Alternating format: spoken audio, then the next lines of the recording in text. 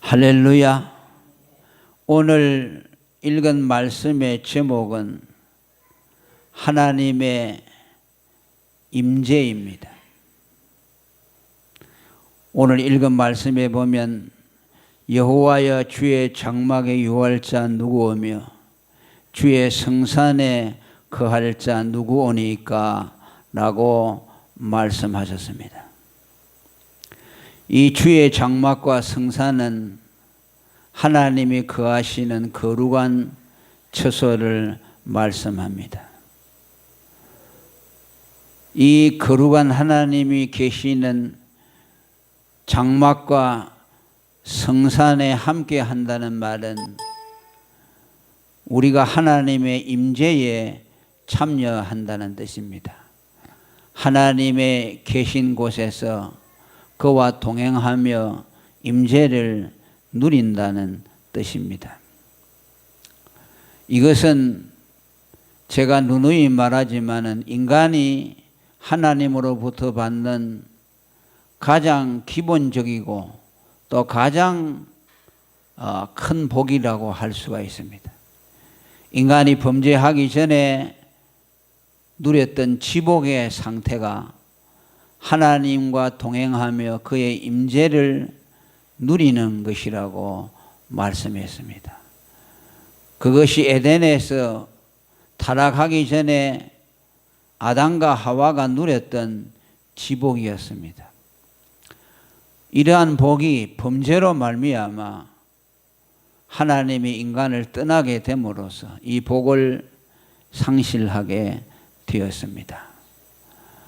예수님이 이 세상에 오신 것은 바로 하나님과 불화한 우리들을 그분이 화목 제물이 되어 주심으로 우리를 하나님과 다시 화목시켜서 하나님의 임재와 동행을 우리에게 회복시켜 주셨습니다.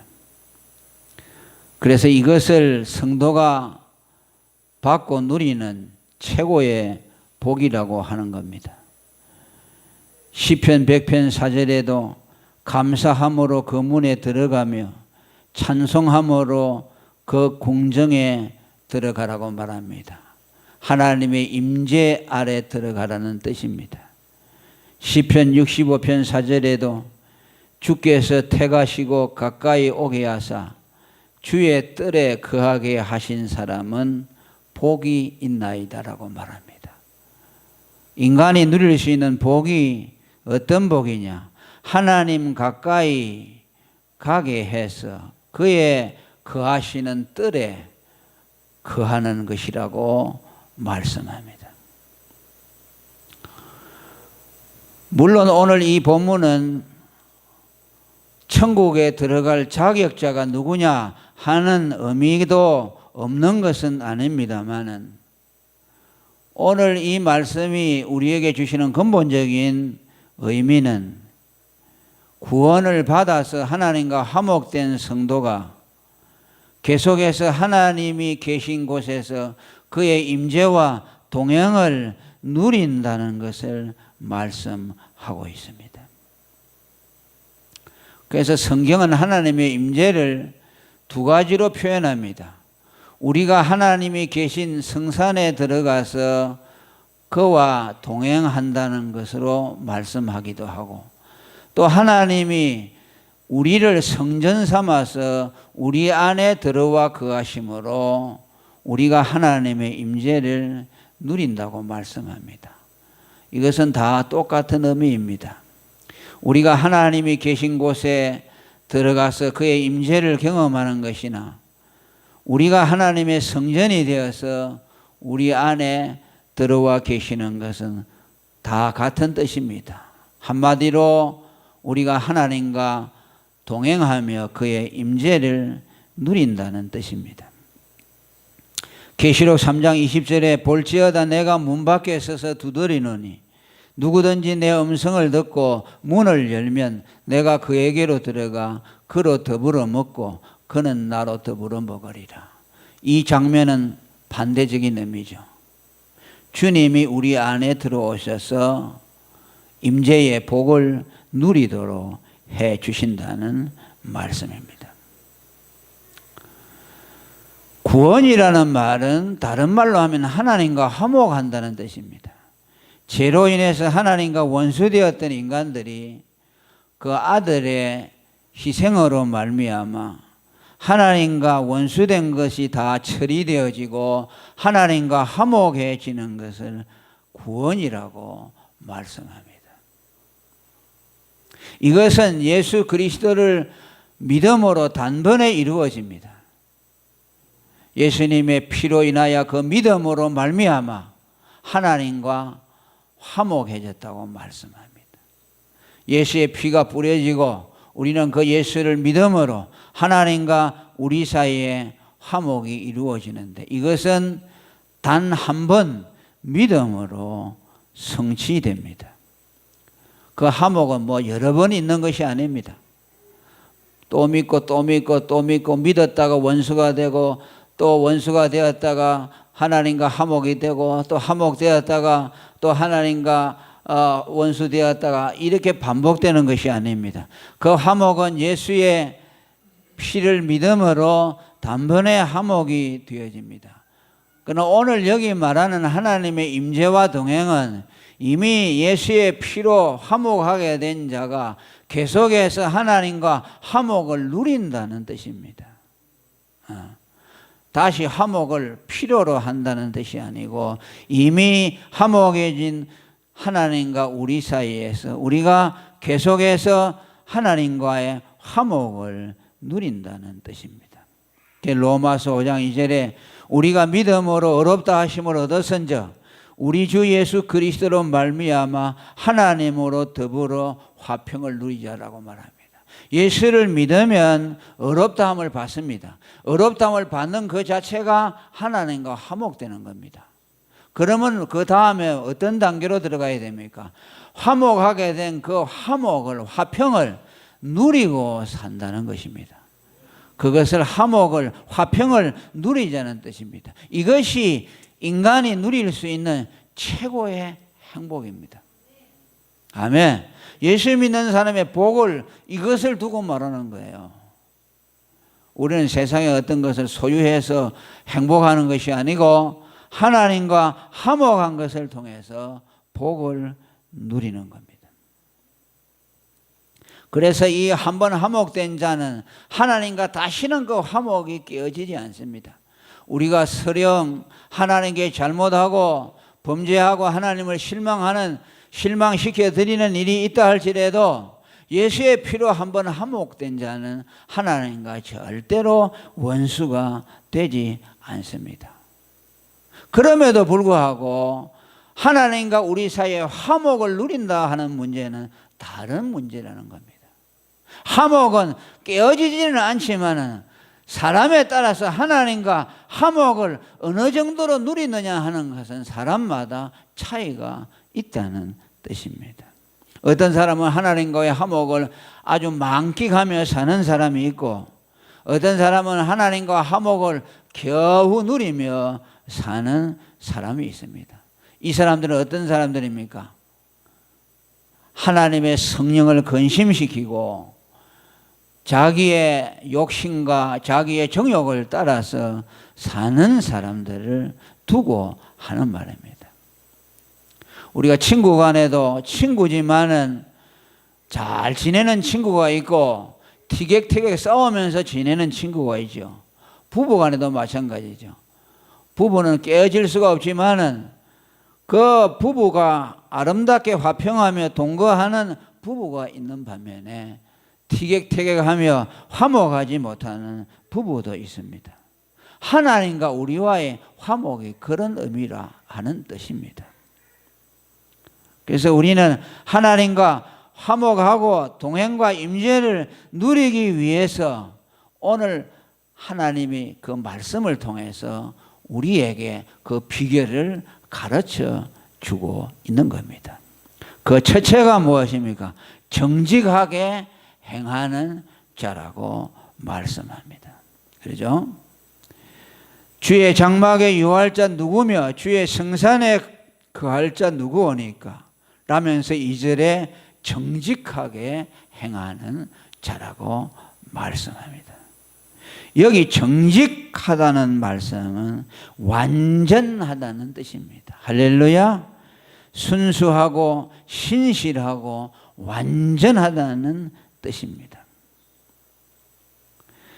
예수님을 믿고 하나님과 화목하는 사람은 그 화목함 속에서 하나님의 임재와 동행을 누리려고 하는 사람은 어떤 사람이어야 하느냐? 하나님 앞에 완전한 사람이어야 한다는 뜻입니다.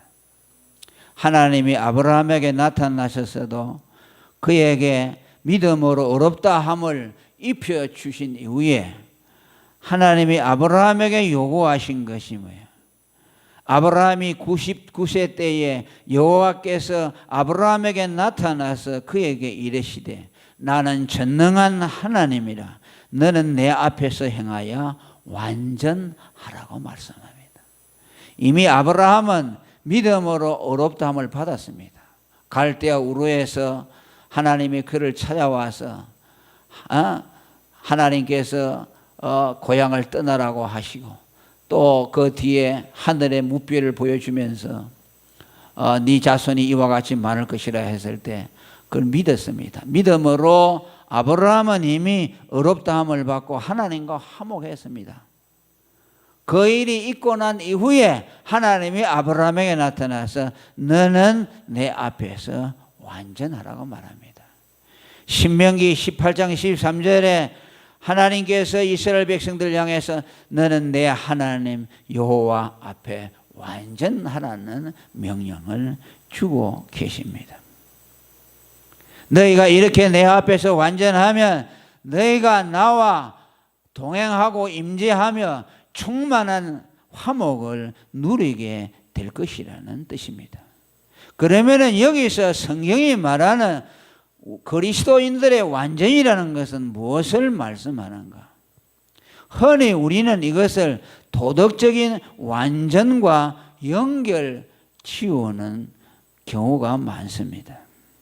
말하자면 우리가 도덕적으로 흠결이 없이 인격적으로 완전한 사람이 되라는 것으로 이해하는 사람들이 많습니다. 물론 뭐 그런 것이 전혀 없는 것은 아닙니다만은 하나님이 말하는 완전이라는 것은 세상의 가치관과 다릅니다. 하나님이 그 백성들을 향해서 완전하라고 하는 말씀의 핵심적인 의미는 믿음의 삶을 살라는 뜻입니다. 온전한 믿음의 사람이 되라는 뜻입니다. 하나님에게 가장 완전한 것은 뭐냐? 하나님의 완전의 기초는 뭐냐? 믿음입니다. 성경에 보십시오. 하나님이 인간에게 요구하는 것이 무엇입니까? 믿음입니다. 그래서 히브리서 11장 6절에 믿음이 없이는 하나님을 기쁘시게 못한다고 말합니다. 어떤 사람이 완전한 사람이냐? 하나님 앞에 믿음이 온전한 사람이 완전한 사람입니다. 아브라함에게 하나님이 완전하라고 하신 말씀은 너의 믿음이 온전하라는 뜻입니다. 이 믿음이 온전한 사람에게 하나님이 동행해 주시고 임재해 주시고 하나님과 충만한 화목을 누리도록 해 주신다는 뜻입니다. 오늘 우리 예수 믿는 사람의 가치관이 분명해야 됩니다. 우리 예수 믿는 사람의 모든 기준은 무엇이냐? 믿음입니다. 세상에서 뭐 도덕적으로 착하고 그것은 우리가 추구하는 가치가 아닙니다. 그건 세상의 도덕가들, 윤리가들, 일반의 종교인들이 추구하는 가치입니다. 예수 믿는 사람의 최고의 가치는 믿음입니다. 하나님을 가장 영화롭게 하는 것이 인간의 목적인데 하나님을 가장 영화롭게 하는 것이 무엇이냐? 믿음입니다. 아멘. 그래서 로마서 14장 23절에는 믿음으로 쫓아 하지 아니하는 모든 것이 다 죄라고 말합니다. 예수 믿는 사람은 무엇을 하든지 믿음으로 해야 된다. 믿음으로 안 하는 것은 그것이 아무리 그럴듯한 것일지라도 하나님 앞에 죄라는 것입니다. 믿음으로 해야 됩니다. 아멘. 하나님을 사랑하는 것도 믿음으로 해야 되고, 순종하는 것도 믿음으로 해야 되고, 하나님의 말씀을 지키는 것도 믿음으로 해야 되고, 모든 것이 믿음의 가치를 두어야 합니다. 아브라함이 언제 하나님을 영화롭게 했습니까? 로마서 4장 19절에 보면 그가 백세나 되어서 자기 몸에 죽은 것 같은가 사라의 태에 죽은 것 같음을 알고도 믿음이 약하여지지 아니하고 믿음이 없어 하나님의 약속을 의심치 않고 믿음에 견고하여져서 하나님께 영광을 돌렸다고 말합니다. 할렐루야. 믿음이라는 것이 4번이나 계속 나옵니다. 믿음이 약하여지지 않고 믿음이 없어 믿음이 견고하여지고 약속하신 그것을 너희 이루실 줄을 확신하였으니 하나님이 이것을 저에게 의로 여겼다고 말씀합니다. 우리가 예수 믿는 사람들을 그냥 일반의 평균으로 두고 보면은 세상의 불신자들하고 별로 다를 것이 없어요. 성경에 나오는 인물들 보세요. 세상의 가치나 윤리로 본다면 폐륜 아들이 많습니다. 그러나 하나님은 그들을 믿음의 조상의 족보에다 올려놓고 오고 오는 세대에 우리들로부터 칭송을 받도록 했습니다. 할렐루야. 유다의 며느리 다말은 도덕적으로 얼마나 폐륜이었습니까? 시부와 폐륜을 저질렀지만 그는 메시아의 족보를 이어야 한다는 믿음의 일념으로 모든 윤리적인 것을 초월했습니다. 세상 사람들이 볼 때는 기독교가 엉망진창이구나 이런 것들이 기독교인이라고 말하겠지만 하나님은 그녀를 믿음의 사람의 반열에 올려놓았습니다. 아니 믿음의 영웅의 지위에 올리고 메시아의 족보에 넣었습니다. 하나님이 믿음을 보신다는 뜻입니다. 야곱 역시 형과 아버지를 속이고 장작간을 빼앗은 탐욕자요 거짓말쟁이요 교활한 꾀쟁이였지만 믿음의 족장이 되었고 지금 이스라엘 12지파의 머리가 되었습니다. 그의 믿음을 본 것입니다. 다른 것을 보지 않았어요. 그의 도덕성, 그의 착함 이걸 본 것이 아니고 믿음을 보았습니다. 왜? 하나님은 우리에게 믿음을 구하시기 때문입니다. 아멘. 그 믿음이 충만할 때에 믿음으로 살 때에 하나님이 그와 동행해 주십니다. 아멘. 그에게 임재해 주십니다. 그와 화목해 주십니다. 믿음이 이럴 때 믿음이 있는 자에게 성령을 부어 주십니다. 너희가 성령을 받은 것이 행함으로 받았느냐 믿음으로 받았느냐라고 말합니다. 행함이 아니라 믿음으로 성령을 받았다고 말씀합니다. 할렐루야. 이것이 하나님의 말씀이 우리에게 주시는 약속이고 기독교만이 가지는 독특성이라고 말할 수가 있습니다. 예수님이 칭찬한 신약의 믿음의 세 사람들 보세요. 가나안 여인과 혈루증 걸린 여인과 백부장의 믿음을 보세요. 그들이 예수님의 칭찬을 받은 것은 그들의 믿음 때문이었습니다. 믿음으로 예수님의 옷만 만져도 낫겠다고 하야 예수님의 옷가를 만졌던 혈루증 걸린 여인, 자기의 흉악한 딸이 귀신 들려서 예수님에 나와서 예수님이 고쳐주실 수가 있다고 저분은 다윗의 아들, 다윗의 자손 하나님이시라는 것을 믿고 그에게 호소했을 때 주님은 그의 믿음을 보시고 그의 딸을 치료해 주었다고 말씀합니다. 백부장도 말씀은 하옵소서.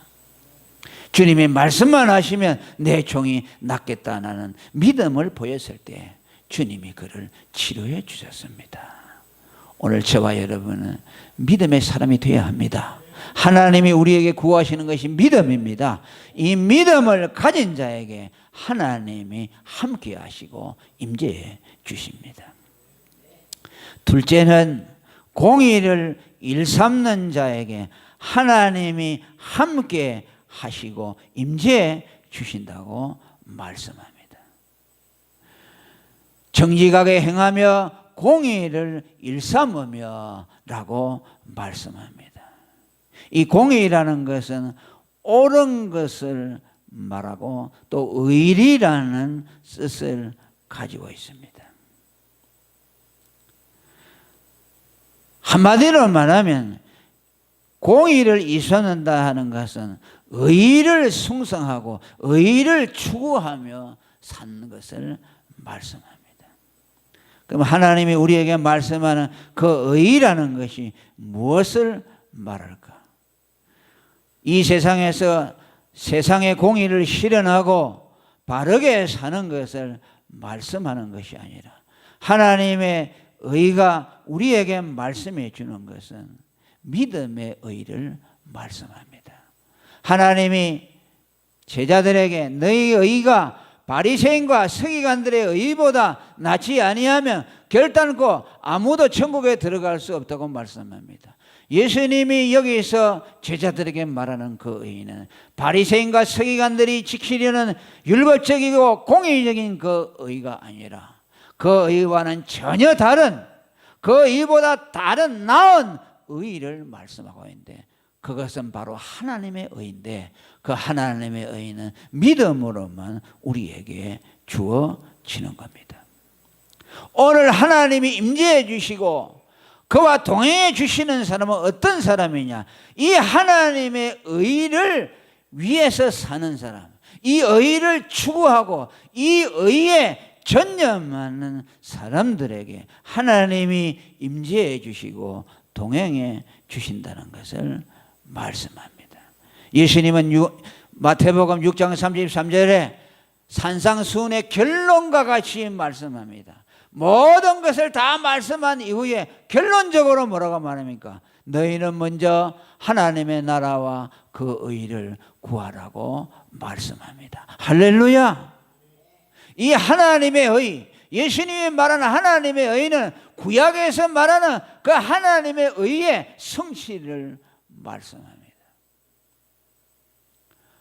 하나님의 아들 예수 그리스도로 말미암아 그분이 우리를 대행과 대속을 통해서 우리에게 전가해 주신 그 완전한 하나님의 의인, 믿음의 의를 추구하며 사는 것이 예수 믿는 사람의 근본되는 목적이라는 것을 말씀합니다. 너희가 그 의를 위해 산다면은 내가 너희에게 모든 것을 더하여 주신다고 말씀합니다. 다른 말로 더 쉽게 말한다면은 복음의 의를 추구하고 그 의를 위해서 전심을 기울이는 사람들, 그 복음의 의를 위해서 헌신하고 사는 그 삶을 하나님은 의로운 삶이라고 인정해 주시고 그런 자에게 하나님이 임재와 동행의 복을 누리게 해 주신다는 뜻입니다. 디모데후서 3장 12절에 무릇 그리스도 예수 안에서 경건하게 살고자 하는 자는 핍박을 받으리라고 했는데, 여기 경건하게 산다는 말은 도덕적인 의의를 추구하며 산다는 것이 아니라 복음의 의의를 위해서 사는 자들을 말씀합니다. 복음의 의의를 추구하고 사는 그 자들이 받을 핍박에 대해서 말씀하고 있습니다. 다시 말하면 복음을 위해 핍박을 받는 자, 하나님이 명령하신 그 의를, 복음의 의를 위해서 살면서 핍박받는 그들에게 하나님이 복이 있을 것을 약속해 주셨습니다. 마태복음 5장 10절에도 의를 위하여 핍박을 받은 자는 복이 있나니 천국이 저희 것임이라고 말씀했습니다.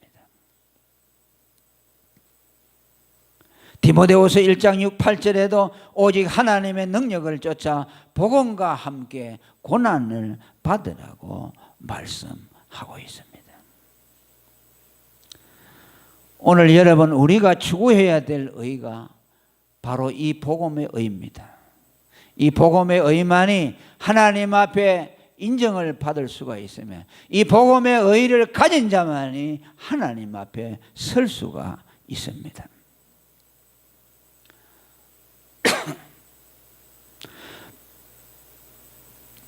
공의를 일삼는 자라고 하는 말씀은 그가 모든 일을 행하며 먹든지 마시든지 그의 인생의 목적을 복음에 의해 투신하는 것을 말씀합니다. 일삼는 자라는 말은 뭐입니까? 복음에 의해 모든 것을 올인한다는 것을 뜻합니다. 할렐루야. 그것을 자기의 전업으로 삼고 산다는 것을 말씀합니다. 그 복음의 의를 위해서 핍박을 자처하는 것을 말씀합니다.